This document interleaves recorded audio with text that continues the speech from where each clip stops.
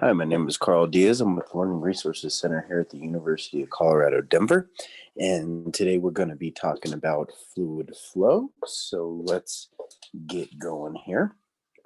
Before we get started, it's always important to talk about some of the things that we're going to use throughout our discussion and that you're going to use throughout your class in terms of fluids. So an ideal fluid, right, which is what you're going to be talking about in terms of the fluid flow we're talking about in here. To talk about other types of fluid flow takes a fluid dynamics class, a much higher level physics class, but just for this physics class, the introductory physics classes, physics one, we just like to deal with ideal flow or ideal fluid. And so an ideal fluid is a fluid that is incompressible, density can change, and has no internal friction like viscosity, okay?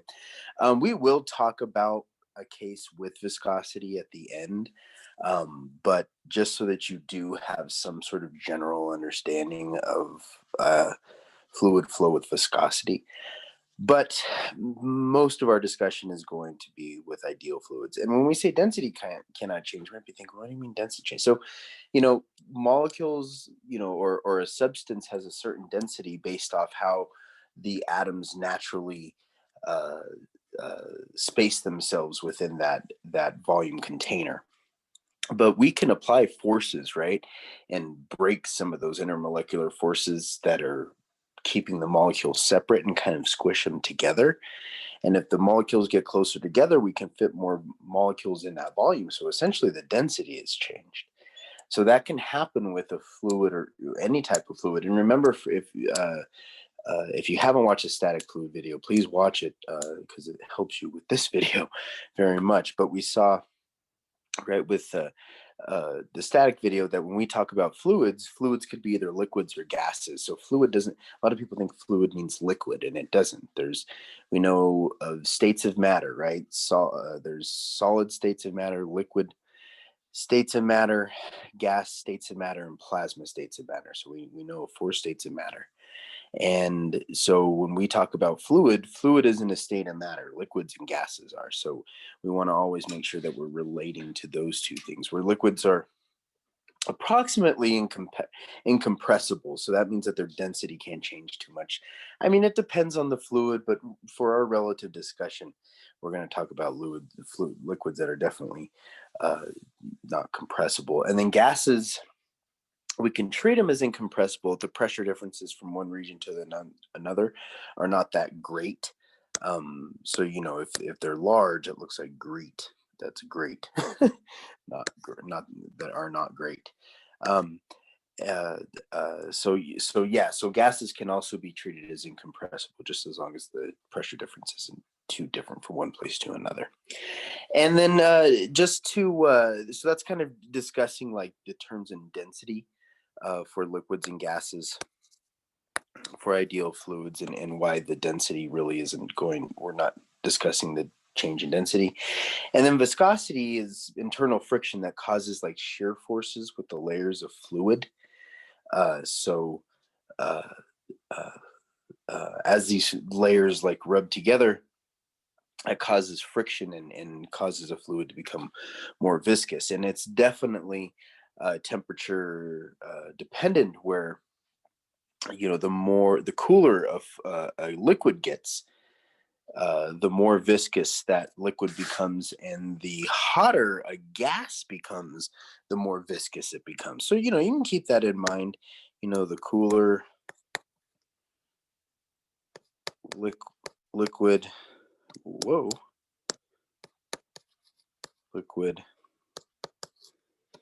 more viscous.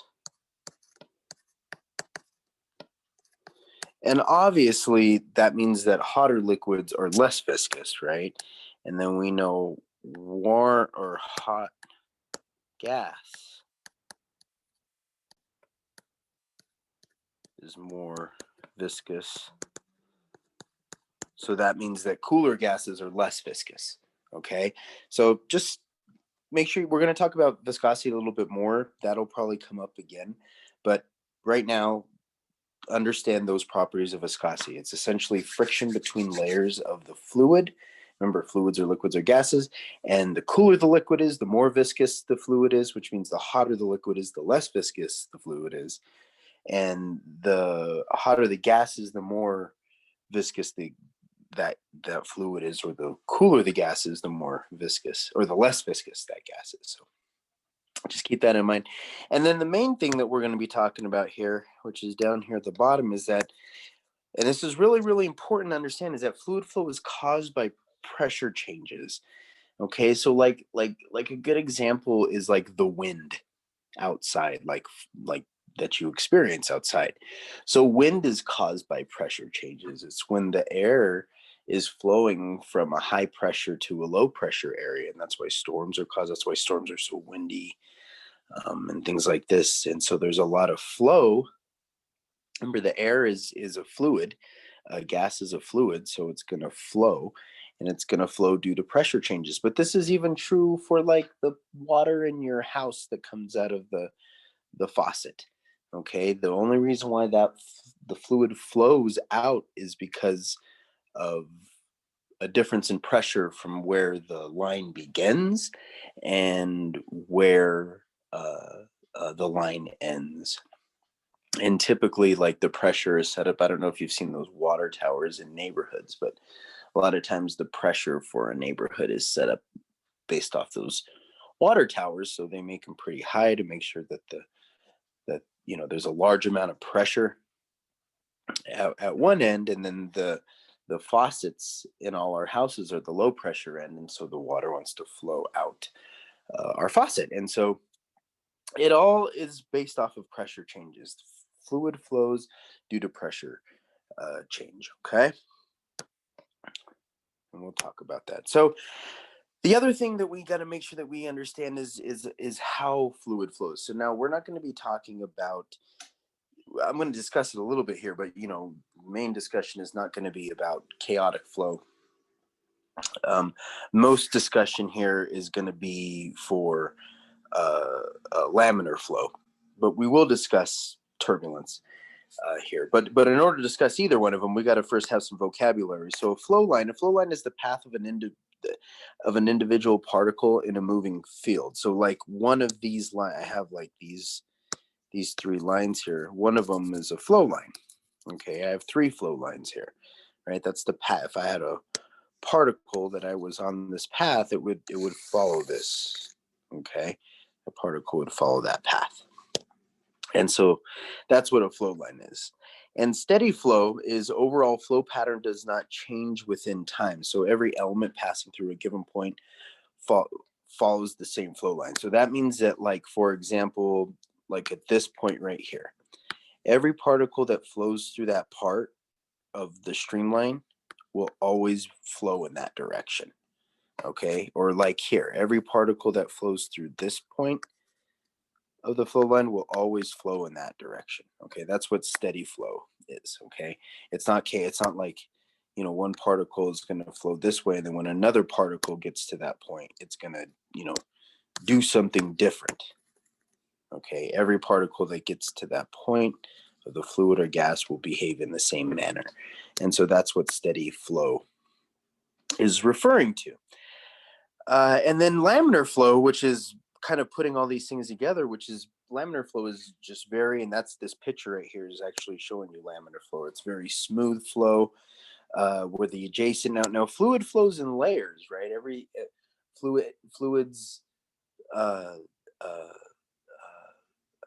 they're made out of things, and they essentially sit on top of each other, right? So the way that those layers set up, then those layers then flow on top of one another. And if the flow is very smooth, then we call that flow laminar flow.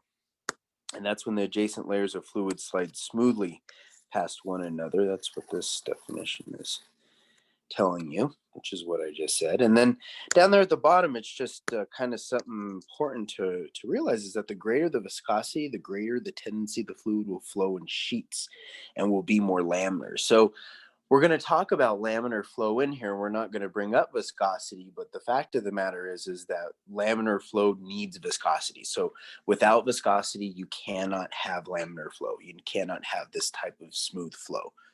Smooth flow requires some viscosity. If the fluid has no viscosity, then you actually can't get laminar flow. It'll be very chaotic, or what we call turbulent. And so turbulence, right, or turbulent flow, really, so there's some important things about turbulence. So turbulence only occurs, every fluid, so gas or liquid, will flow smoothly. Okay, will have laminar flow. But every fluid or gas has this velocity that once it reaches this certain flow rate, that it becomes chaotic. The more viscous the fluid is, the higher that flow rate has to be.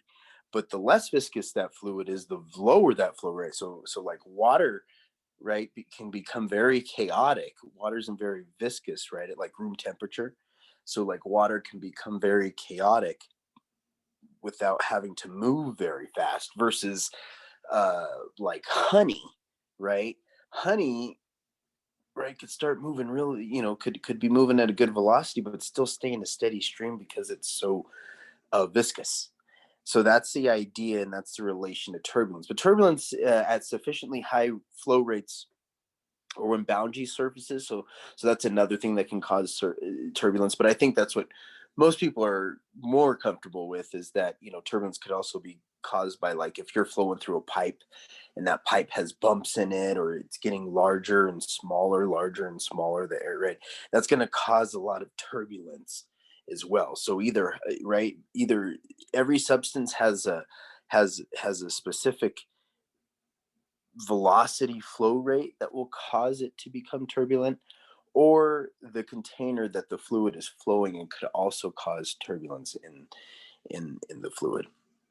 Okay, and that's all this definition is saying. It's sufficiently high flow rates, or when the boundary surfaces cause abrupt changes in velocity, the flow can become irregular and chaotic. Okay, the flow pattern will change continuously, and so that means something like, when we look at this laminar flow pattern, that means that you wouldn't see something like this. You would see flow that would go like this, and then you might see another flow that does something like this, and you might see another flow that does something like this. So nothing, right? Every particle, these are all different particle paths. Every particle path is doing something different, and so it causes this, like, chaotic, or what we say, turbulent flow. One thing to keep in mind is that Bernoullis equation, this thing we're going to talk about here in a few minutes, has nothing. You can't use Bernoullis equation to solve for turbulent flow. Bernoullis equation is specific to, and that's what this number one is saying, is specific to laminar flow. And if you need to solve for turbulent flow, there's a much more important equation that you'll learn in a higher level physics class if you take it, called the Navier-Stokes equation. It's a beautiful, wonderful equation. It's a take on Newton's second law, and it's wonderful and beautiful and fantastic. And it actually solves for all fluid flow, but specifically turbulent, because Bernoullis equation won't do that for us. So, and then the second thing to remember for turbulence is, for a fluid of a given viscosity, flow speed is a determining factor for an onset of turbulence. So again, that's just kind of reiterating what I already said about that speed, that certain fluids need to reach to become turbulent. And again, the more viscous the fluid is, the faster it's going to have to flow to become turbulent. Okay, the less viscous it is, the could move very slow and be very turbulent. And so, and remember what we said about viscosity. There's determining factors with viscosity in terms of temperature and, like, size of the molecule, right? So, with that being said, right, we know that a flow pattern that is stable at low speeds suddenly becomes unstable or chaotic when critical speed is reached. So that's just saying what, these two things are just reiterating what I just said. And then B saying changes can be caused by roughness in a pipe or wall, or variations in density of the fluid. So again, that last part I didn't quite mention, and we can talk about it. So these are just reiterating what I'm saying. Turbulence comes from a certain velocity. Every substance has their own, what we call, flow rate that's going to cause them to become turbulent. Okay, it's not the same for every fluid. Okay, and that's typically based off viscosity of the fluid. But the pipe that the fluid's flowing through, for example, if it's rough or it has different shape, that can cause turbulence. Or if the fluid all of a sudden becomes more dense. So remember, if we squash the fluid together, right, we can make the fluid become more dense. And so this can happen for compressible fluids, right? So the more compressible the fluid is, the more we're susceptible to density changes. And so that can also cause turbulent flow. You won't have to worry about that in this discussion, but those are just different things. So those are the different types of flows. Just keep that in mind. There's laminar flow, there's turbulent flow, and you should just have a good idea what they are in your head between them. But now let's get into discussion of actual fluid flow. Okay, so before we do that, let's just talk about like how fluid flows before we talk about why the fluid flows. All right, so we have this equation called the continuity equation. It's a wonderful, amazing equation. And it's essentially the kinematics of fluids. It doesn't do a lot for us, but then it does some really important things at the same time. Like, you know, it can't do a lot, but the stuff it does do for us is super important, super important. And so it essentially is trying to describe just how a fluid is flowing, just how the volume of fluid is flowing in comparison in one point of the fluid in comparison to another point of the fluid. Okay, so point A and point B, how is the flow varying between those two spots? And so so we have this continuity equation to describe that. So one thing that we have to keep in mind as we start to go through the continuity equation, because it's something that remains a factor, is that because of conservation of mass, the mass of fluid or the mass of moving fluid doesn't change as it flows. Okay, so that means that the mass of the fluid flowing through like this volume right here is going to be equal to the same mass flowing through like this volume over here. Okay, the mass, this volume over here, and this volume. Right, they're going to be equal, even though the again, we're talking about the mass, right? So the mass of the volume stays conserved, which means it doesn't change no matter what's going on through the flow. And again, this is just a basic fundamental principle of physics. Mass is conserved here. And so because mass is conserved, mass is going to be conserved through the flow. That's essentially it. So let's move forward from that. Just something we have to keep in the back of our mind, but not really like extremely important in terms of like what we need to understand here. So what we need to do is we need to kind of get some orientation here. So we got it right. We have this area, this certain cross-sectional area of this pipe, right? And this pipe is filled with a certain amount of fluid, right? And what we do is we're trying to look at a certain displacement of fluid. So the fluid was here and then it moved to this point, right? If you look down here, this is the first displacement. So we had the fluid started here and then moved here. And because of that distance that it moved, right, there was a certain amount of volume, and that's what this green section is. There was a certain amount of volume that moved, and that volume had a certain amount of mass to it, right, as it flowed, right? And we know that as that fluid has a certain amount of displacement over a certain amount of time, we know that that's equivalent to velocity. So essentially, right, the fluid has some velocity, like the certain amount of volume of fluid is going to be moving with some velocity, essentially, right, based off of just the way that we look at this pipe. And so what we can do is we can kind of write an equation that kind of puts that together for us, right? So we know, right, if you don't remember from the static fluid video, but hopefully you do, you've watched it, but if not, I'll remind you, we can write it over here. is that we know that volume, right, is equal to area times displacement. And if you don't remember that, go to the static fluid video and watch it and learn it and understand why that is, because I spent a long time explaining that. Okay, but this is something we know, and it has to do with the units. Okay, again, this is volume. Volume is equal to area. Volume is equal to area times displacement. And that could be delta y or delta x, but in this case, since we're moving in the x direction, it's delta x, okay? So what we can do is, and if we're looking for the change in velocity or change in volume, well, then we can look at how the volume's changing, right? The volume isn't changing here in terms of the area. The area of this pipe stays the same, right? The area isn't changing at all. What's happening, at least for that volume section that we have right there, the area is staying the same there, in that initial, or that A1 section, right? And so the way the volume is changing is in terms of its x displacement. So we can write delta, the change in volume is actually equal to area times the change in x. Okay, and over here, I'm sorry, I wrote delta x. I meant to just write x. I mean, it can be delta x, but that's the relationship we learned in the statics fluid. Sorry to jump back over there, and I hope that doesn't confuse you.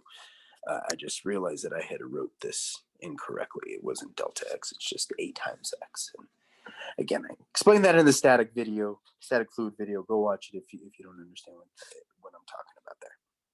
But if we want the change in volume, right, which is what this is looking at, then it's going to be area times how the volume's changing, which is if the volume's changing in terms of the displacement. So that's how we want to write that equation. Again, it started off from what we knew from static fluids, and then we kind of adjusted it in terms of changes in volume, and how is that change in volume occurring? Well, it's changing in terms of displacement. And then what we know is just from the velocity or the velocity equation, that if we solve it for delta x is equal to velocity times delta t. So what we do is we sub that in for delta x, and we end up with this equation here, which is giving us, how volume is changing in terms of area and velocity in terms of how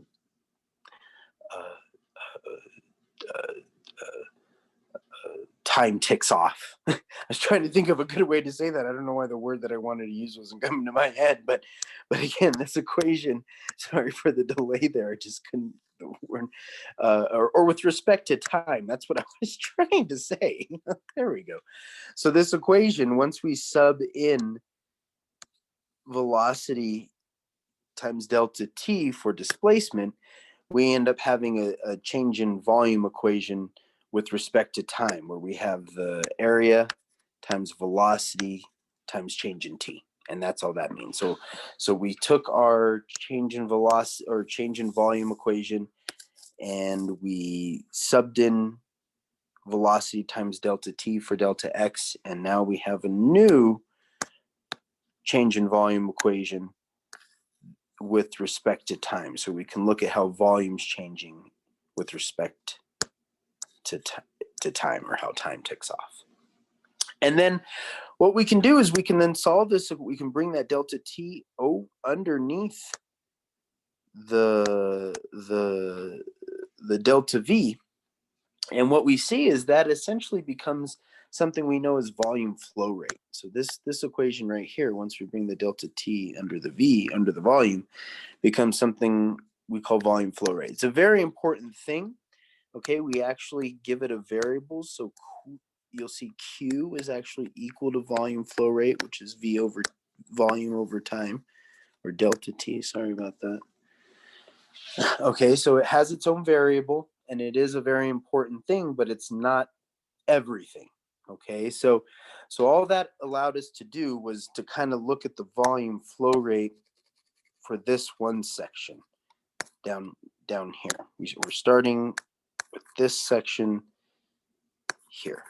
But what we know is that whatever's happening here, right, whatever the volume flow rate is down here at this at the initial part in A1 is going to be equivalent to the volume flow rate down here. Okay, they're gonna essentially have the same volume flow rate, and the reason why is because the mass, the conservation of mass. So if whatever amount of volume changed, there's a certain amount of volume that came with that. Well, that's going to be consistent. That can change. So however much volume or mass of fluid flowed for our first section is going to be equivalent to the amount of mass that's flowing over here for our second section. And so we can kind of look at mass and look at volume flow rate and put them together and form the continuity equation. Okay, I know this is a lot, and you really don't know how to, need to know how to derive all this, but you should see the math, because the math you're going to have to do to solve these problems. And if you don't see all the pieces, you might not be able to solve some of the questions, because some of these questions aren't just like using, some of the questions we might ask you in class isn't just directly using the continuity equation. You might just have to use volume flow rate or something like this. Okay, so you want to know where each one of these equations came from, even though you may not be asked to derive them. Okay, because you may have to still use them. All right, so using our concept of conservation of mass and volume flow rate, where we know mass, right? Again, this is from, if you didn't watch the static fluid video, please go watch it, because a lot of these concepts are coming from there. Okay, so we know mass is equal to density, right? Density of that object, right? Or in this case, it's fluid. So we know the mass of the fluid is equal to the density of the fluid and the volume of the fluid of that particular mass that we're talking about, right?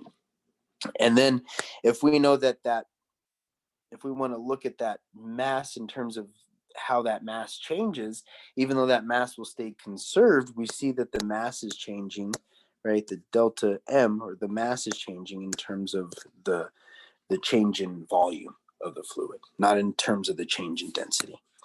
So that's this next section here, and that's what that's trying to show you. And then again, we use that trick. That we, well, it's not a trick. Sorry, I keep saying we use that trick. But what we do is we come back over here and we go back to, and this is again why it's important to know how to derive these things, is we come back over here and we find this equation when we were deriving for flow rate for delta V, because we have this new delta V in our equation for when we wrote the change in mass is equal to rho times delta V, right here, right here. Okay. And so we want to know what that delta V is equal to. Well, we know what that delta V is equal to. We saw what that delta V was equal to when we were deriving, and that's right here, when we were deriving the volume flow rate. So what we do is we take that delta V and we pop it in to this equation, and we are left with, once we do that, we arrive at this equation here. Okay. And so this equation is really giving us everything that we need. It's giving us how mass is changing with respect to time now, not with respect to a change in volume, but with respect to time. So we can see how mass changes with respect to time. And then once we know that, right? Once we know that, we can use the conservation of mass principle, which says that the mass should be equal.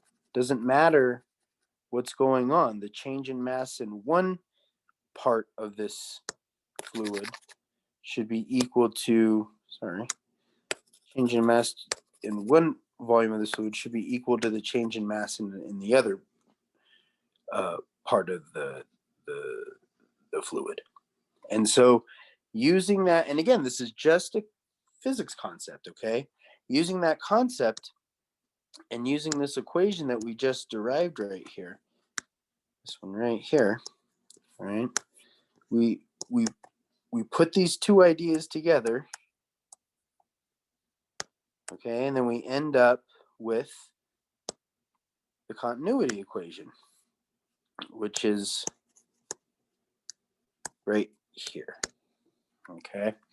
And so there's two ways to write the continuity equation, all right? One way to write it is for a compressible fluid.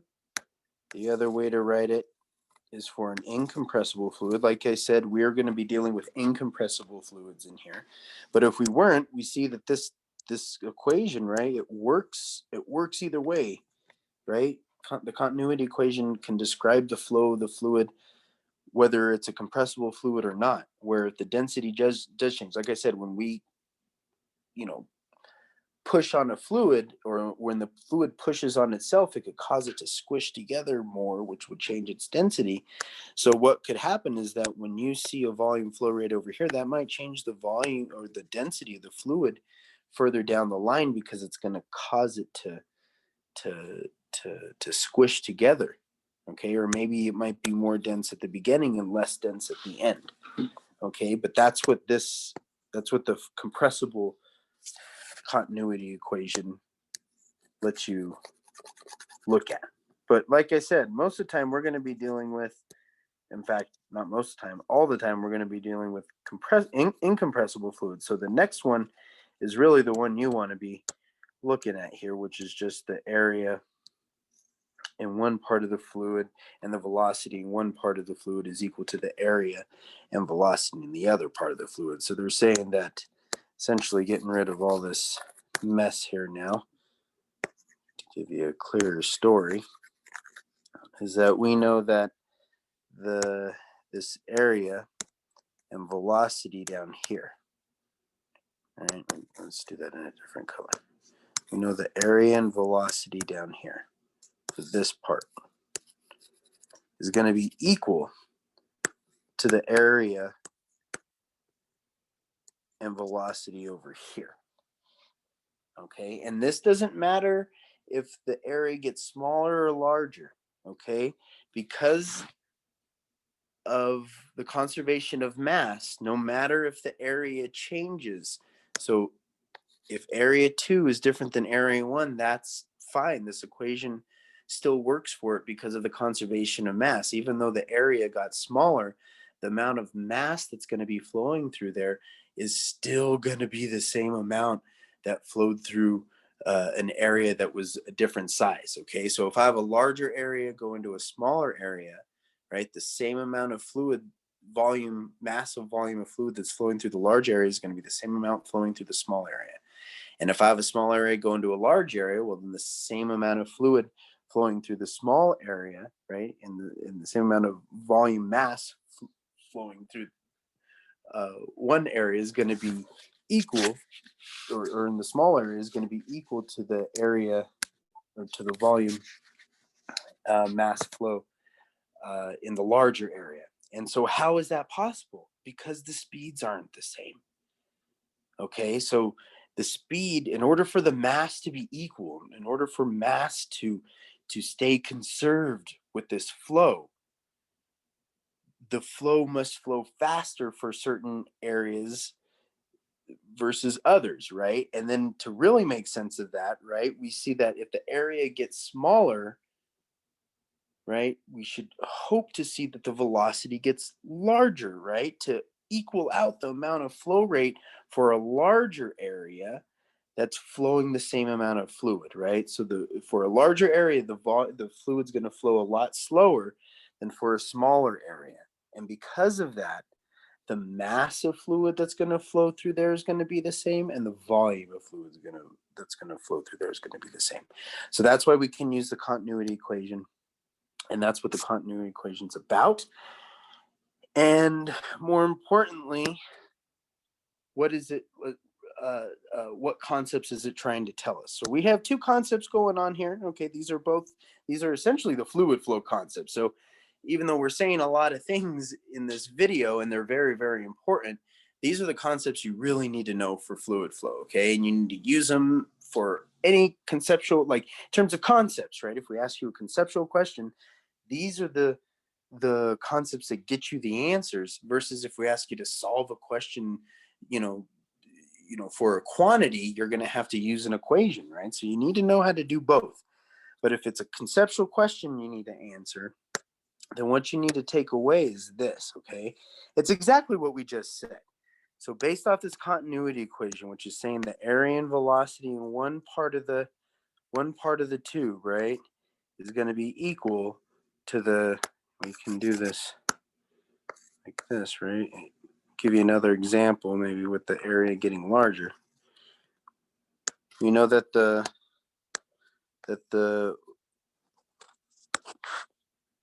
velocity and the amount of velocity per area flowing through this section, right, is going to be equal to the velocity and area flowing through this section. Okay, that's what the continuity equation is saying. And so in order for that to be true, that means for the smaller areas, the fluid must be flowing faster. Okay? And for the larger areas, that must mean the fluid is flowing slower. And that's what it's saying down here in the bottom in the red. Okay? So we know that the smaller the area, the faster the fluid flows. And the larger the area, the slower the fluid flows. This is very important that you store this and memorize this in your head. Okay, because we should be able to ask you, the fluid flows from a small area to a large area. Did it speed up or slow down? You should say it slowed down if it moved from a small area to a large area. And if we ask you if the fluid flows from a large area to a small area, did it speed up or slow down? You should say that it sped up, because we know that if it goes in the large area, it was moving slow, and when it moves to the smaller area, it's going to speed up. Right? And I think that just like intuitively makes sense to us as well. We're going to talk about why that happens, because you need to the point of this class is that you understand why that happens. But nevertheless, that's the concept you should be pulling away from the continuity equation. Okay. So now let's talk about Bernoullis equation. All right. Now we'll come back to that page to sum up if you want to write everything down on there, go ahead. But we will come back and sum up Bernoullis concepts here once we're done talking about everything. So what's Bernoullis equation trying to tell us, and how does it relate to the thing we just talked about with the volume, flow rate, and the continuity equation?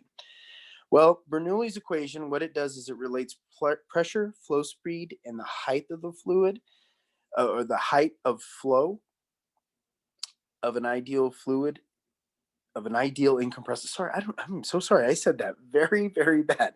It's clearly right in front of you. Let me say that one more time. So Bernoullis equation relates pressure, flow speed, and height of flow of an ideal incompressible fluid. Okay. So it's essentially trying to relate pressure, changes in pressure, to flow speed and how high that fluid can travel, or the pressures associated with the height of a fluid, okay, as it flows higher and higher. All right. So Bernoullis equation is essentially telling us why a fluid flows. Okay. It's saying, hey, okay, yeah, you have a fluid that's flowing, but why is it flowing? Why does that fluid want to flow? All right. And Bernoullis equation is trying to show us that. Now, like I said, normally we'd want to use Newton laws for this, right? We'd want to delve into Newton laws. We'd want to say, okay, what does Newton laws tell us about how this fluid is flowing? Because remember, forces are what make objects do things. And that's no different here in fluids. So we should be thinking, oh man, well, if we're going to describe why a fluid's flowing, that has to be force. So where's Newton laws? How come we're not talking about them? Well, that's the whole thing, is that Newton laws are used for the Navier-Stokes equation. This gets very, very, very, very, very complicated when we start to use Newton laws. But what you should also remember is that we told you that, sometimes we don't have to use Newton laws all the time. If we can look at like the net work that a force is doing, right, or total forces are doing, then that can describe a lot of the same things to us and get us a lot of the same answers. They won't be, maybe as detailed as we need them, but they're going to be just as good. And so that's what Bernoulli's equation is doing, is it's, instead of taking Newton laws and trying to say, okay, this is why a fluid's going to flow because of this net force, it's looking at, just changes in energy or how much work the fluid is doing on itself. Okay. So what are some things we know? We know that when a fluid speeds up or slows down, it must have a net force applied to it from the surrounding fluid in a particular area. And again, that's what I was just saying, okay? For fluid to flow, it has to have a net force, okay? Otherwise, it's not going to flow, especially when it's speeding up, right? We know when things speed up or slow down, that's because of a net force, right? But we also know when fluid flows, it flows kind of in that fashion, okay? When it's flowing from one point to another, all right, it's flowing,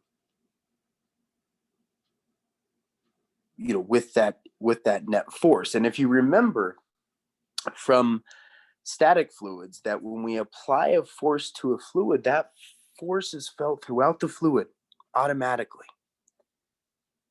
Okay, so these are just things we have to keep in mind as we discuss Bernoulli's equation, okay? And then the second thing, which is right underneath it, is that this net force is caused by changes in pressure. Okay, so yes, we could go in there and we can look at net force and everything and directly, but what we can do instead is look at the changes in pressure associated with it. And those changes in pressure are essentially going to come from the total amount of work that the fluid's doing on itself. So again, we're trying to describe why a fluid is flowing, why it's speeding up, why it's slowing down, but we're not going to be using Newton laws, but we're still talking about net force. It's just, the reason why I put these here is because I don't want you to think it's not there. We don't talk about it. I don't think it's mentioned enough in class, and it should be. Like, we are talking about, if it's something speeding up or slowing down, it has to have a net force on it, okay? It's just we can't get that detailed because the mathematics get crazy. So we go with Bernoulli's equation, and it lets us just look at the energy. So what's this mean? This means that every area must have a particular pressure associated with it. And because of the continuity equation, we know that pressure must be directly associated with the speed of the fluid in that area. So, like I said, we know what did continuity equation tell us? It told us that the smaller the area, right, the faster the fluid flows, and the larger the area, the slower the fluid flows. Well, if the fluid's speeding up and slowing down, you should be telling yourself, oh my goodness, that must mean net force. That must mean net force. It can't mean anything else. And so that's what this is trying to tell you here, okay, is that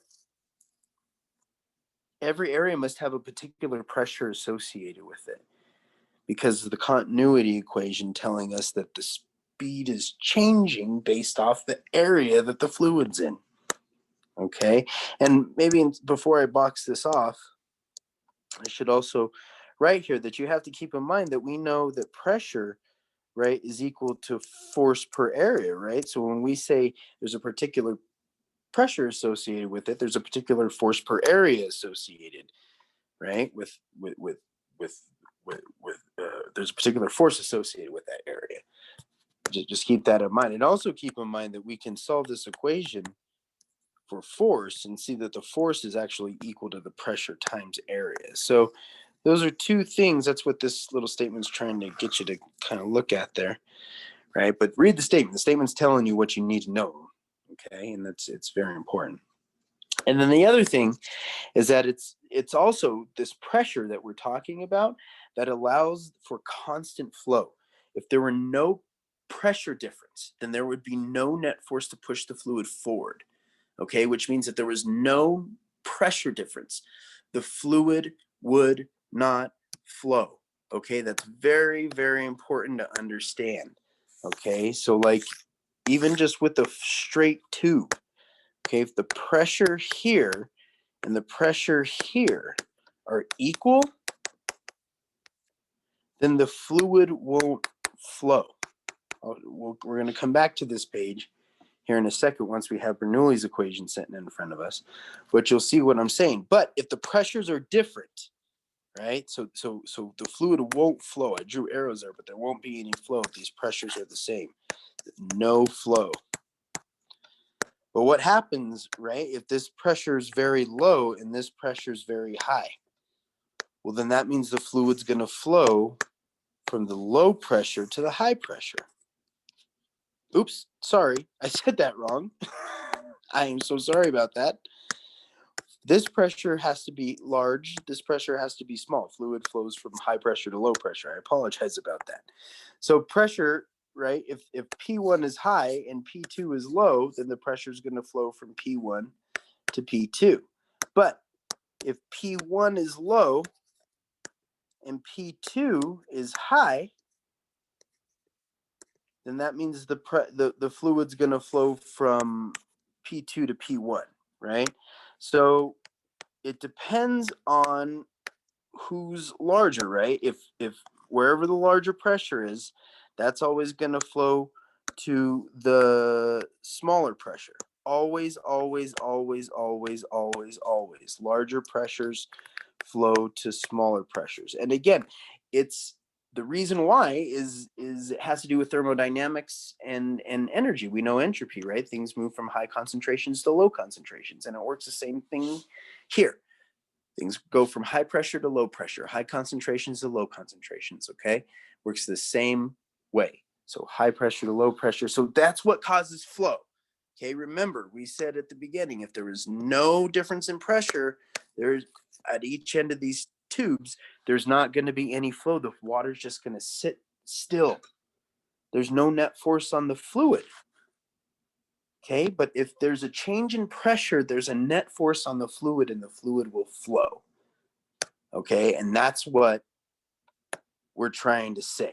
And that's what this bottom statement, where it says it's also this pressure that allows for constant flow. If there were no pressure difference, there would be no net force. Okay, so that's what that's trying to show you or describe to you. So let's look at this. So again, you don't really have to know how to derive this so much, but if you don't know how to do the math, you're gonna be confused. Okay, because you're gonna have to use this math to like solve the problems. Like you're gonna have to know how to navigate these equations, and if you don't know like where they came from, you will not know how to navigate them. Okay, so like I said, Bernoullis equation's coming from work. It's actually coming from the network kinetic energy theorem. So we know that the total work of a system is equal to the total change in kinetic energy. The network of a system is equal to the total change in kinetic energy. You learn that in conservation of energy. Okay. And so what we do is we start with that idea. Okay. Well, first we start with the idea that we know pressure, right, is equal to force over area, and we can solve that equation for force, which is telling us that force is equal to pressure times area. Well, why do we want to do that? Well, we know for the work equation, now this isn't network. You can see where it becomes network. These three equations down here are network. These first equations are not network. Okay, this equation right here is for an individual force. Okay, the work of an individual force. Remember, we talked about that in energy. You can look at network, or you can look at the work from each individual force and what they're doing. And so that's the general equation. Now, what we can see is there's essentially two forces going on here, right? We said force is equal to pressure times area. Well, we see that there's a pressure P1 and A1 down here, right, at the beginning. And then we see up at the very top, see the very, very top up here? See it? See it, see it, see it? That there's another pressure in area. Okay. Now those areas, those arrows that I have drawn there, those are their actual directions. Okay. So P1A1 is essentially pointed in the positive x direction, and P2A2 is pointed in the opposite direction to P1A1, so we could say that's in the negative. I don't have any signs here stating that, but they're in opposite directions, so we're going to subtract them. So we'll just say that P1A1 is pointing in the positive x direction, and we'll say that P2A2 is pointed in the negative x direction, okay, because they're opposite. It'd be kind of hard to see where they are anyway, but that's what's going on here, okay? So because of that, we know that this equation can end up being looking two ways, right? So here we see for this that displacement and force are in the same direction, right? This is force right here. This is displacement. So we see that displacement and force of the fluid are in the same direction for the first work. We call this work 1. And then let's do this in some color here. That's work 1. And then we see that the force and displacement are in opposite directions, right? We know that the fluid is flowing this way. That's the direction of displacement, right? And so, but we see that the force is in the negative, right? Pointed to the left, but we see flow of the fluid is to the right. Right? See the blue arrow? That's the flow of the fluid. But we see that the force, which is the black arrow, is in the opposite direction. So we know that the angle between those are 180. So keep in mind, you know this from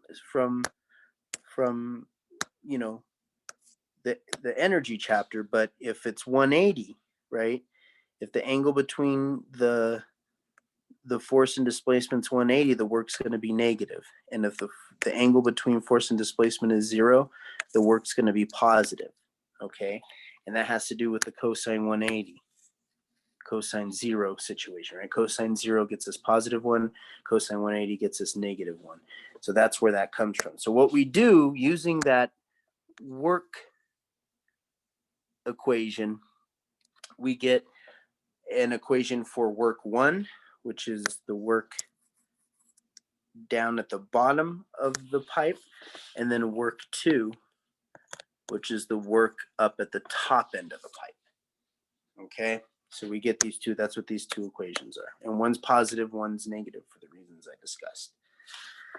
And so the next thing we do is that we know that when we go to put force into either one of these equations here, work 1 or work 2, right? That force is going to become pressure times area. So what I did here is just kind of generalize that for you and put it in there and say, okay, if we exchange pressure times area for force, we see that we get pressure times area times displacement, right? Again, we're substituting this F for pressure times area, okay? And so when we do that, we see it's pressure times area times displacement, and area times displacement is equal to volume. And if you don't know that, again, go watch the static fluids video. But we discussed that, and I also discussed that earlier in this video as well, that we know that area times displacement is equal to volume. So that's what we do. So we see that the work, right, for each individual work, for work 1 and work 2, when we go to bring them together, is both going to be equal to pressure times volume, but one's going to be equal to the pressure 1 times volume and pressure 2 times volume, okay? But those volumes will be the same, right? The volume flow rate, as we said from the continuity equation, is going to be equal. So the pressures aren't going to be the same, but the volumes are going to be the same, right? So like I said, so we want to use the net work idea. So to net work, I want to add the work 1 plus work 2, but I know that work 2 is negative. So even though I'm adding them, I'm actually subtracting work 2 from work 1. And then what I do is I know that each work 1 and work 2 is equal to pressure times volume. So then what I do is I make that exchange here, right? So what I do is I put this into this equation, right? Exchange each work for pressure times volume. And then what I do is I take, when I exchange that, I end up with this equation here, which is the work net is equal to pressure 1 times volume minus pressure 2 times volume. And then what I can do is, like I said, those volumes are the same because of volume flow rate. So what I can do is then I can finish with this equation right here and just factor out that volume out of both terms and see that the work net is equal to the difference in pressure times that volume that's flowing. Okay, so that's just the work net. We're not quite done, okay? That's just the work net. Now, taking that work net, we know that the net work, right, is equal. We know this when all energy is conserved, and again, we're not looking at viscous flow right now. Okay, we're assuming that this is an ideal fluid, so no viscosity. So if there's no viscosity, that means there's no non-conservative force. So when there's no non-conservative force, we know that the net work is equal to the change in kinetic energy plus the change in potential energy, which is what we're starting with right here. That's this equation right here. Okay. And then what we do is we establish, what I did next is I established what each thing means. So we know kinetic energy is 1/2 mv squared, but we know that mass is density times volume. And if you're like, how do we know mass is density times volume? When did we learn that? Well, I talk about it in the static fluid video. So if you haven't watched that, you need to go watch the static fluid video, and I explain how we turn mass into density times volume. But essentially, it's just the equation, right? We know mass is equal to density times volume. Okay. It's coming from, here, let me do this a little bit clearer for you. I'm just going to show you this. I'm not going to do much. We know mass is equal, or we know density is equal to mass over volume, right? And if we solve this equation, we can see that mass is equal to density times volume. Okay, so I discussed that more in the static fluid video, but that's where that's coming from. So everywhere that we have mass, doesn't matter if it's potential energy or kinetic energy, right? Because we know that kinetic energy is equal to 1/2 mv squared, or changes in kinetic energy are equal to 1/2 m delta v squared, and changes in potential energy are equal to mg delta y, right? Where in each one of those equations, mass needs to be exchanged out for density times volume, okay? And so that's what I did. That's what each one of these equations sitting next to them are saying. So this equation right here, oops, this equation right here is the kinetic energy equation with density and volume subbed in for math, and this equation, or for mass, and this equation right here is the equation for gravitational potential energy with density and volume subbed in for mass. Okay, so those are both the kinetic and potential energy equations, essentially for fluid flow. That's how you should think of it. So then what I do is I take those two equations, right, these two equations, and I put them back into, right, I take these two equations here, and I put them back into this equation. And when I do that, I end up here. Okay. So this equation is the result of me putting those two equations into the work net equation. So we can see here, right now, that we have this new equation. Now we're getting closer to Bernoullis equation, right, where we see that I have the change in pressure times volume equal to 1/2 density volume times velocity, change in velocity squared, plus density times gravity times volume times times delta y. That's not quite Bernoullis equation, but we're almost there. So what we can see is that volume, right? Again, we're still on this equation. We can see that volume. Let's get rid of some arrows here so I'm not confused. Volume here is in every term. We got a volume here, volume here, volume here. So we know that when there's a volume in every term, or a value in every term, that it can cancel out. So once we do that, then we finally end up somewhere closer to Bernoullis equation, and that's this equation. So again, once we take this equation and we cancel out the volume that's in every term, we then end up with this equation. Okay, and this one is really the one that's super close to Bernoullis equation. Okay, we're not quite there. We're almost there. I got a page to break it all down for you. But this one's really, really, really, really, really important. Okay, do you see the one I'm talking about here? I'm drawing the yellow and the red arrow next to it, okay? So I have what this equation's telling us, and it's actually very important, okay? So again, just to kind of flash at you what I'm talking about here. You see this equation I'm flashing around at you? I need to use that more often. That's actually a good thing, okay? It's telling us something. What is it telling us? Well, it's telling us that, first of all, I have this total change in pressure of the system. Okay, and that total change in pressure of the system is equal to the pressure difference. So this first part right here is the pressure difference due to speed, and that's what the change in kinetic energy is looking at. So there's going to be a pressure, just a pressure difference alone for the change in the speed, right? We know that when something speeds up, the pressure changes, right? The pressure decreases. We know when something slows down, the pressure increases in that fluid, right? So that's what that part of the equation is trying to talk about. The second part of the equation is trying to talk about the pressure differences due to elevation and weight, okay?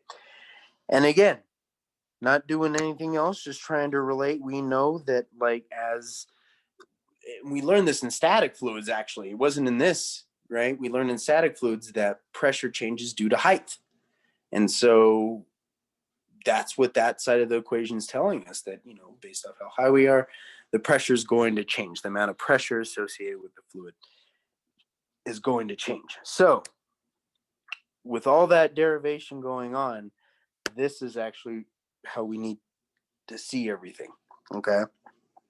So starting with this top equation, right? I just brought it over from the last page, right? We just discussed what every piece of that means. We can write this equation a lot of different ways based off what's going on. So I know I have these in a certain order, but I'd like to actually start with this one first. If the fluid does not, oh, sorry. No, I do have these in the right order. For some reason, I thought I put these in the wrong order, but I didn't. So this first one is if fluid is not moving, okay? This first equation right here, okay? Then what happens is that this whole term right here disappears. And so we're just left with, let me move this blue box for a second. We're just left with this term right here. All right, you see the equation I'm talking about right there? Where there's no velocity in it because the fluid's not moving. And again, you might be looking at that equation saying, man, that looks really familiar. Yeah, that's the equation from static fluids. That's the equation from static fluids. All right, we derive that in there, but it's telling us the same thing. We're saying that the pressure changes based off how deep we go, or how the height of the fluid, right? Based off the change in the height of the fluid, the pressure will change. And that's exactly what we got in static fluids. And so what we know is that because of just essentially all that's trying to look at is the change in pressure due to weight. And so when we look at this equation and kind of break it down into its like pieces, which is what that equation in blue is trying to do right there. See that right there? Essentially, I have, you know, the change in pressure, right, is equal to density times gravity times, it's kind of hard to see. Let me rewrite that a little bit better. And so we know P1 minus P2 is equal to the potential energy at one height minus the potential energy at another. And so all that's trying to show you there, I have some C to D and A to B there, but all that's trying to relate to is this picture. And so you can see that we have this A and B and C and D. So that's all it's relating to is it's just trying to say, okay, there's a certain amount of weight of fluid between A and B, and a certain amount of weight of fluid between C and D. Just in case you need a visual, you can look at those equations and look at this picture, and you can see what they're associated with. You can say, oh, okay, I see that the weight of the fluid, down here between the A and B section, or the volume of fluid, or the weight of the volume of fluid between the A and B section versus the volume of fluid between the C and D section. And so that's all this is trying to relate to. This is the weight of the fluid. Just a different color. This is the weight of the fluid between the C and D portion, and this is the weight, or I should say the potential. I shouldn't say the weight. I apologize. This is the potential energy between A and B, the potential energy of the fluid between A and B, and this is the potential energy of the fluid between C and D. Okay, so that's really what those two things are trying to tell you. Again, just to kind of highlight them, it's the two things flashing at you there. Those are the potential energies. One of them is a potential energy between section A and B. The other one's a potential energy between section C and D, okay? All right, so now, what about if the fluid does not change height?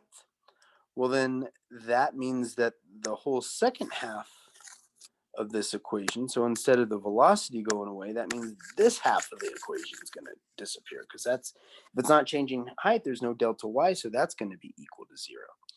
And if that's true, let's kind of make some space here.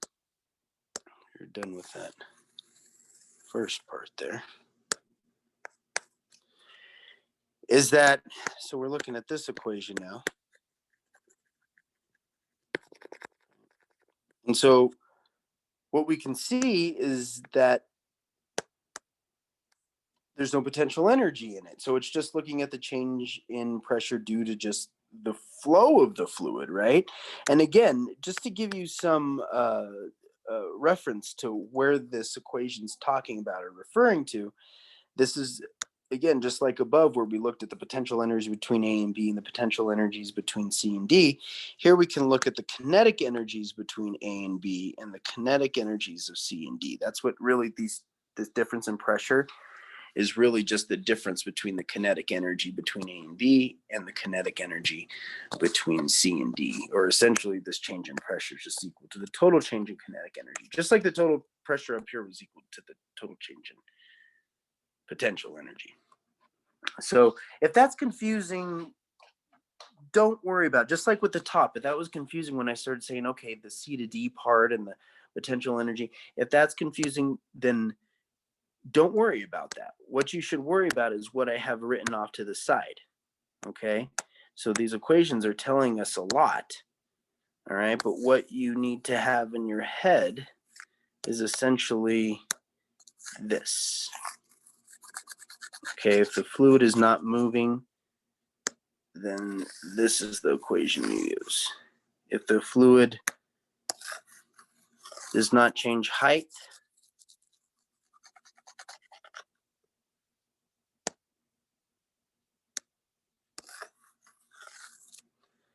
then this is the equation you're going to use.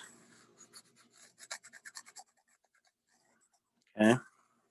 That's essentially what I'm saying right now. Okay, I don't want you to be confused and say, man, what's up with all this like between C and D? No, it's just some reference. If you want to go over here and look and say, okay, he's just referring to like the kinetic energy between A and B and the kinetic energy between C and D, or the potential energy between A and B and the potential energy between C and D, just so that you have some reference. Again, you're not going to have to derive these things, but if, as you're learning about them, I want you to have a general understanding of like what we're talking about. I'm trying to clear some things up so it's not as messy. Maybe some of that will stick out a little bit more at you, but again, not super crucial, but just so that you know what that's in reference to. But what do you really have to understand? Just the different ways to write this equation.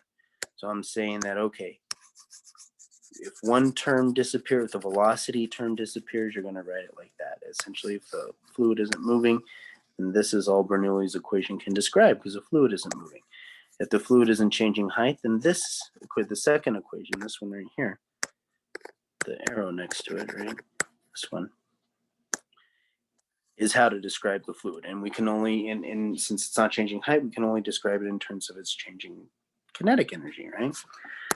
So that's all that's saying. So don't be confused, and don't make more of it than what it is. And so then at the end of the day, what do we have? Well, these two equations down here are essentially Bernoullis equation. Okay. So for the first one, for any 2 points on a flow line, this is just trying to look at the difference between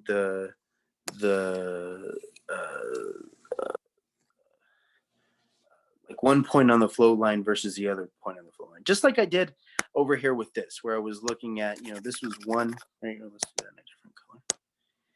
This right here was 1 point of the flow line. So I looked at the velocity or the volume of this flowing, or the work that was going on with that volume of fluid. And then we have over here this volume of fluid over here, right? So those were 2 different points. One was pressure 1, area 1. The other one was pressure 2, area 2. So that's one way to use this equation, and that's what this is trying to show you, is that you can look at 2 different references, and you can look at the pressure at that point and the kinetic energy and potential energy associated with that point. And then you can look at another point with a certain pressure and the kinetic energy and potential energy associated with that point. Okay, so that's how this equation works. All right, you can look at any point. Every point in the fluid is going to have a particular pressure associated with it. And it's also going to have a particular velocity and a particular height, or a particular amount of kinetic energy and a particular amount of potential energy associated with it. Okay, and as you move down the line, the pressure may change, and that pressure is also going to have a certain amount of kinetic energy and potential energy associated with it. So again, that's what this equation right here is trying to tell you when it's looking at that. And then finally at the bottom, Bernoullis equation, right? The reason why we call that directly Bernoullis equation is because, as you can see, there's no variables. Like up here we have P1, P2. There's nothing in this equation saying P1, P2, or anything like that. And the reason why is because this is actually trying to give you the overall arching concept, which is essentially, and we can come back here, is that, as you can see, everywhere through here the flow is constant. Okay, so whatever change in pressure that I have over here, right, this essentially this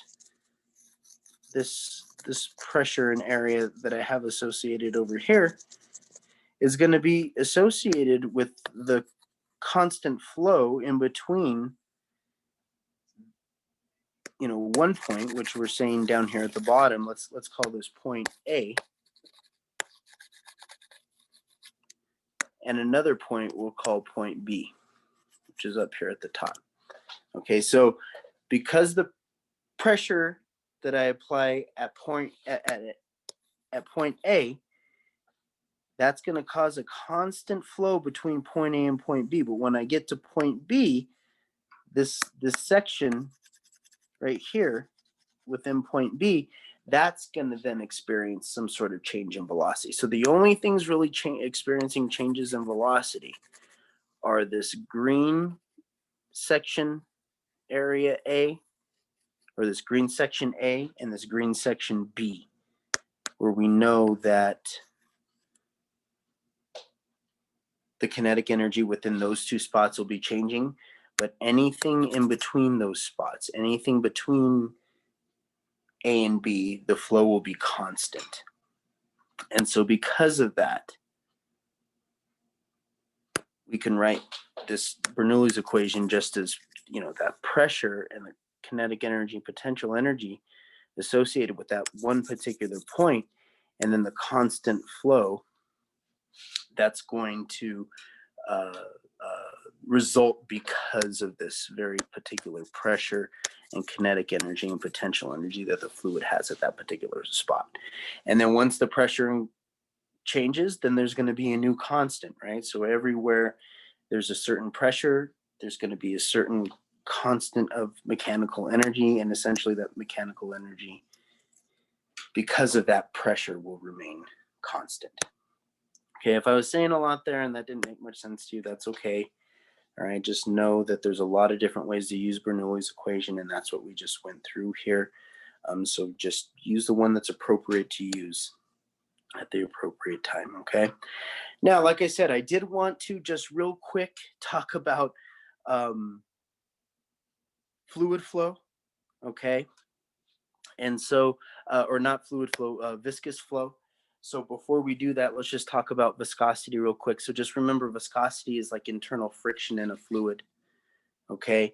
And the way it works, it's actually quite interesting, is that the center of the fluid is actually moving the fastest, okay? And the slowest part of the fluid is actually the outer edge, because what's happening is that the fluid on the outer edge, right, or that's on the surface area of the fluid, right, that's going to be rubbing up against the walls of the tube that the fluid's flowing through or whatever. So it's going to slow it down, right? It's going to have a lot more friction than the fluid in the center, which isn't, it's interacting with the other fluid around it, but it doesn't have to interact with the walls of the container that it's in, right? So it's feeling some viscosity, right? It's feeling some friction from the fluid that it's in, but it's not feeling nowhere near as much as these layers that essentially make contact with the actual container, right? Because they're going to cause more friction, which is going to slow the fluid down more. So this is what we see. It's a concept you should know. You should know that the fluid goes faster in the center, right, of a given area than it does on the outer edges, right? This is, right, where is a certain area, right? And so because of that, we can describe that force, right? And that drag force is essentially, this is the equation for it, but there's a few things in there. So you see that fancy N, that's it's a Greek letter, and it's essentially just the coefficient of viscosity. That's what we call it. And every fluid's going to have its own coefficient of viscosity, and it's also going to work like the coefficient of friction. Like it's coming from how the two materials rub together, and every material has its own coefficient. Okay, blood has its own coefficient of viscosity. Water has its own coefficient of viscosity. Okay, because that's describing how it's rubbing together, right? Based off what the matter, or in this case, what the fluid is actually made out of, its actual atoms. And then that Q in there is volume flow rate. We talked about that earlier in the video, right? And then that L in that equation is just the length. So this length right here, it's not the length. A lot of people think this is L. That's not L. It's not L. Okay, not L. L is this. Essentially, L is kind of the height, right? It's kind of, we use L in terms of like depth, so we can see that, right? The further you get towards the center of L, the less friction it is. But the further you move away from the center, right, the more friction there is. And so that L measurement is made in terms of height, not in terms of actual like length, long wise. And so when we essentially put volume flow rate, which is equal to volume over delta T, into this equation, but we also got to remember the volume flow rate is equal to area times velocity, we end up with this equation. So this equation right here is, again, it's just the drag. I mean, both of them are valid. This equation up here is valid, right? But if they directly give you volume flow rate, then you have Q. You don't need to turn it to area times velocity. Okay, so just keep that in mind. Sometimes you will just use this equation if you know volume flow rate. But if you don't know volume flow rate, but you know the area and the velocity of the fluid, well then this equation becomes more usable in terms of trying to solve for just the force of drag. So this F is just the force of drag that the fluid's going to experience, okay? Just the drag due to the viscosity. And this picture right here I have is just another example. I think we've all seen like candles burn, right? Or a Bunsen burner or anything like that. They form this shape. Have you ever wondered why they form that shape? That like cone shape? Why does a flame do that? Well, it has to do with everything we're talking about right now, right? So the flame, right, is rubbing against the sides right here, right? So it's not moving as fast, okay? It's moving slower. And what do we know about slower fluids? Larger area. So look at this larger area. And then what happens as that stays slow? Well, the fluid in the center is moving a lot faster, so it goes a lot further. And because it's moving a lot faster, the area, right, for that, it's smaller than the area for the slower moving fluid, right? And again, you have to think, well, flames of fluid. Yeah, flames of fluid. Flames made out of essentially it's a plasma, essentially you can think of, right? But it's a fluid, it's flowing. It's a fluid flow. Okay, and it flows the same way that we would imagine any fluid flow, where larger area, more pressure. Larger area, less pressure, right? Slower speed, and smaller area, more pressure, higher speed. Okay, and if that's not ringing a bell, let's come back over to this concept and just bring it all in. So again, we know Bernoullis equation describes the relationship between pressure, fluid, speed, and height. But what do we need to know conceptually is that the faster the fluid flows, the less pressure the fluid applies to itself and its environment. Again, how do we know that? Because that's what this equation, the equation is telling us, that every pressure has a certain velocity and a certain height associated with it.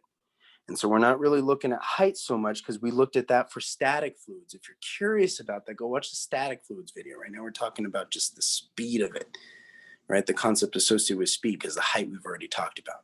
So the faster the fluid flows, the less pressure the fluid applies to itself and environment. And the slower the fluid flows, the more pressure the fluid applies to itself and its environment. So you need to memorize these things. You're going to be tested on these things. You're going to need them to solve problems, okay? They need to be in the back of your head. The faster the fluid flows, the less pressure the fluid applies to itself and its environment, okay? Or remember, pressure is force per area. So you could also say that as the faster the fluid flows, the less force per area the fluid applies to itself and its environment. And then you can also say the slower the fluid flows, the more pressure the fluid applies to itself or its environment. Or another way to say that is the slower the fluid flows, the more force per area the fluid applies to itself and its environment. Okay, so just keep that in mind. You need to memorize those concepts. They're coming from Bernoullis equation. That's what they're telling us. We can see how they set up, even with these types of things, right? Even with viscosity, we're still seeing that larger areas right here, they're moving slower. And the smaller the area gets with this flame, the faster the fluid, the faster the flow is. And we know that because there's viscosity, that the outer edges are moving as fast. So that's why they look like this. And essentially what happens is the inner part of the flame is moving faster, so it goes further than the outer part of the flame. And we end up with this cone shape for a flame. Okay. Now, just this one last thing I just wanted, with all those concepts in the back of our head, just keep in mind that fluid flow can have viscosity. You can throw that idea in terms of fluid flow and viscosity together if you need to. Okay, so what we know is that we know in terms of what we derived with Bernoullis equation, the changes in pressure. We have changes in pressure due to changes in kinetic energy and changes in potential energy. Well, this new thing that we have is that we also know that there's changes in pressure due to just the viscosity itself. And this is the equation for it. So that RF, right, that's actually equal to this equation right here, which is 8 times that viscosity coefficient times L, which we know what L is, right? L isn't length, L is depth essentially. And then over pi times R cubed, okay? And then that Q in there is volume flow rate, which we know is volume over delta T. And we know that that volume over delta T is equal to area times velocity. So what we do is we make those two exchanges in this equation. Now, again, keep in mind, just like with the drag force equation, like if you were given volume flow rate, there's no reason to turn it into area times velocity. If you were given Q, if they said the volume flow rate is blah, blah, blah, they give you some number, well, then you have that number and you don't need to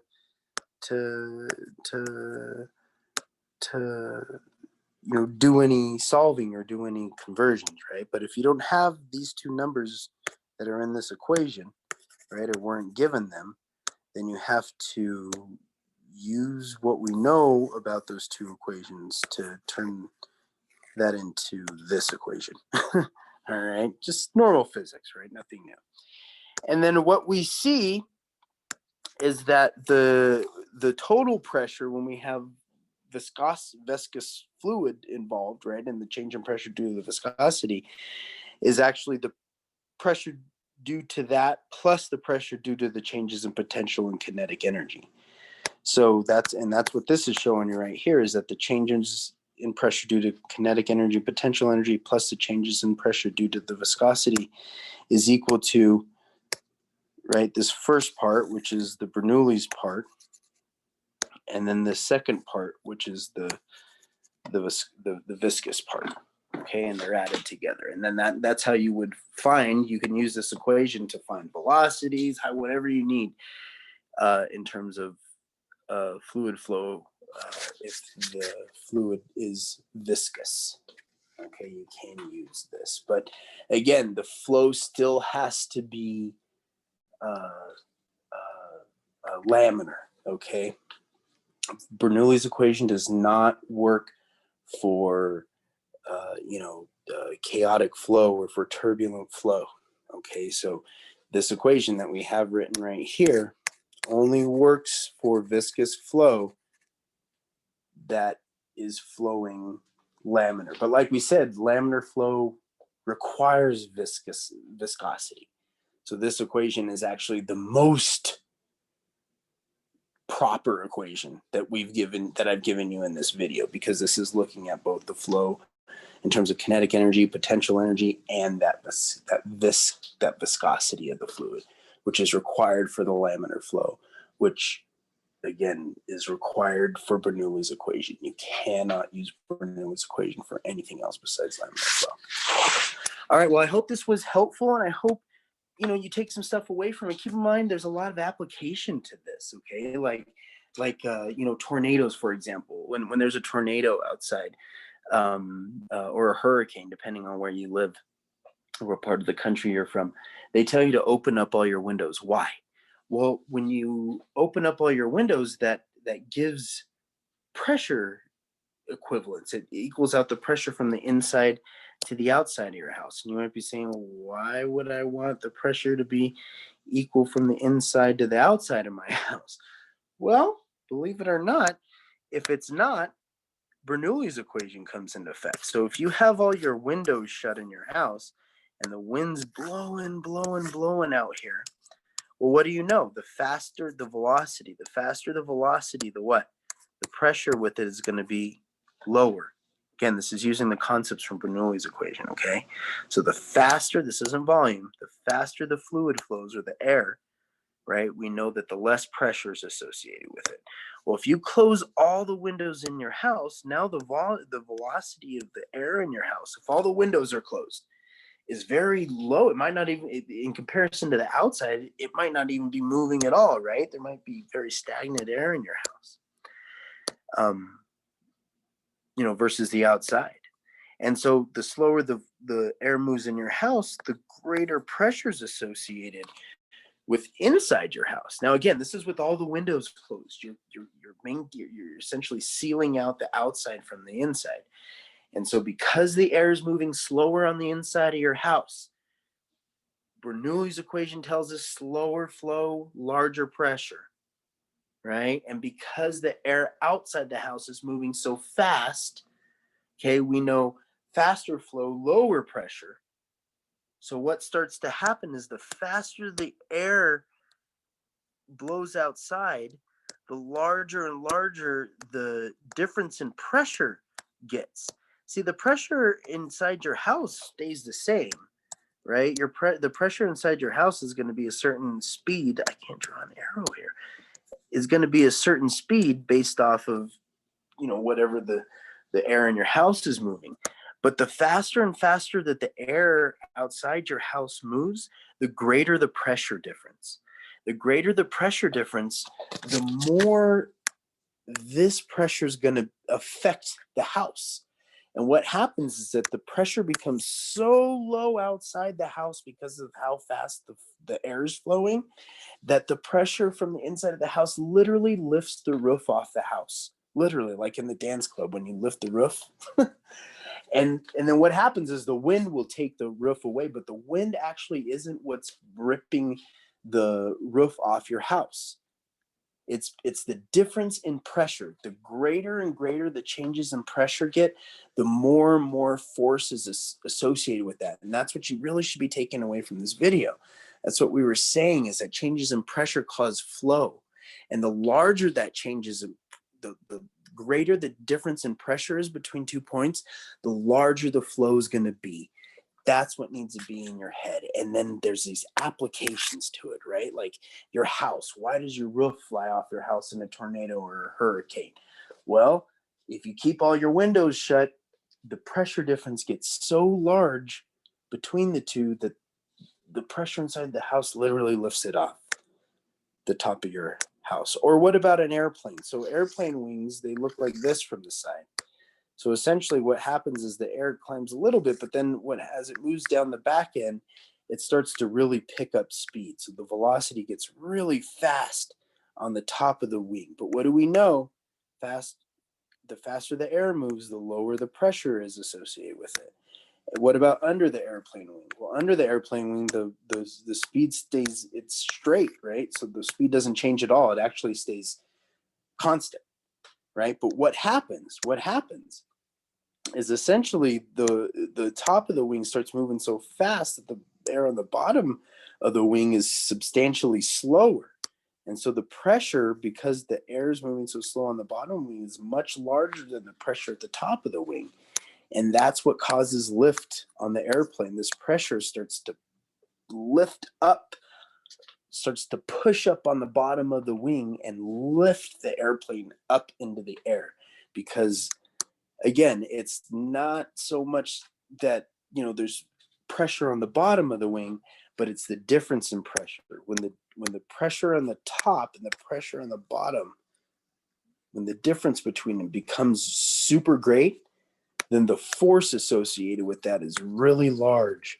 And so that's why airplanes are able to fly up in the air. So Bernoullis equation describes a lot, right? But the big takeaways, changes in pressure put force on a fluid. The greater changes in pressure, the more force is associated with that fluid, and the more it's going to flow. And the faster it flows, right, more things are going to happen. And one thing that I also don't want you to get confused on, because I also get this from students. They also ask me like, "Oh, Carl, I'm so confused because I'm expecting when I'm standing somewhere and water's flowing really, really fast, right? Let's say a wave is flowing really, or someone turns on a water hose and shoots me with water.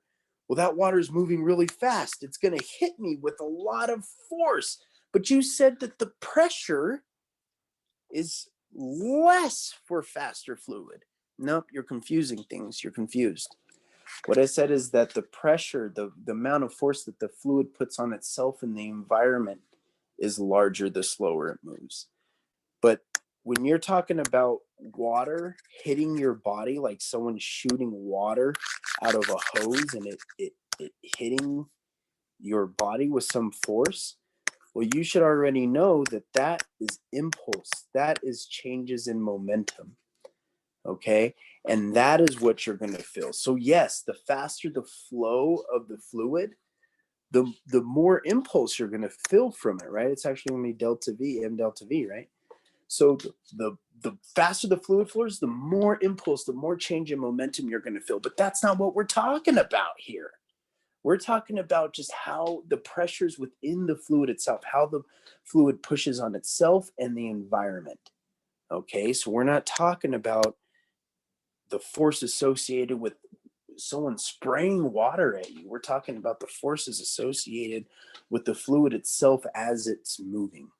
Okay, so I hope all that was helpful. I know that was a lot, but it's, this is really important stuff to understand, and there's a lot of details, and fluid flow, has its own semesters. So there's a lot more to talk about here, and we barely scratched the surface, even though it felt like we talked about a lot. So I'm super proud of you. Do keep up the good work. If you have any questions, be sure to reach out to everyone that's there to help you, your professor, tutors, an SI person, anyone. They're there to help you. They want to help you, so make sure you reach out, okay? And do keep in mind, I am extremely proud of you for making it this far in physics. This is very hard to make it this far in physics, and you've done it. Look at what you have done. You better be proud of yourself. I'm proud of you. I may have never met you, and I'm proud of you for making it this far. Don't worry about your grade. I'm not talking about your grade right now. I'm talking about how amazing and brilliant you are and how much tenacity and effort you've put in to get to this point. Okay? That's all I'm talking about, and I'm proud of you. And keep it up. Keep it up, because you're going to change the world. You're going to change things, and you're going to make your family proud and your friends happy and proud as well. And you're most of all going to make you happy and proud. Okay? And that's the most important part. So I'm super proud of you, and I will see you on the next video.